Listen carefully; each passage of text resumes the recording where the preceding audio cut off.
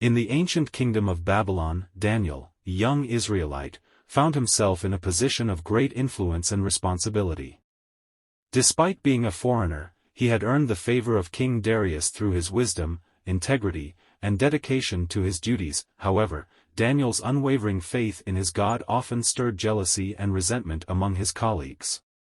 They grew envious of his close relationship with the king and sought to discredit him. One day, they devised a cunning plan to bring Daniel down. They approached King Darius with flattery and convinced him to issue a decree that for 30 days, no one should pray to any god or man except to the king himself.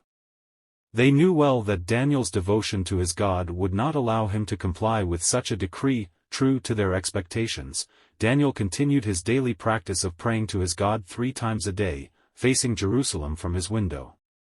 His steadfast devotion to God remained unshaken by the king's decree. The conspirators wasted no time in reporting Daniel's disobedience to the king, who was deeply distressed by the news. Despite his fondness for Daniel, Darius was bound by his own decree and reluctantly ordered that Daniel be thrown into the den of lions. As Daniel was cast into the den, King Darius uttered words of hope, saying, "May your God, whom you serve continually, rescue you." Throughout the long night, the king tossed and turned, unable to find peace.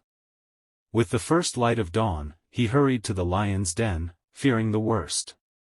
His heart sank as he approached the den, but to his utter amazement, he found Daniel alive and unharmed. Overwhelmed with relief and awe, King Darius called out to Daniel, "Daniel, servant of the living God, has your God, whom you serve continually, been able to rescue you from the lions?" With a calm and steady voice, Daniel replied, "O king, live forever.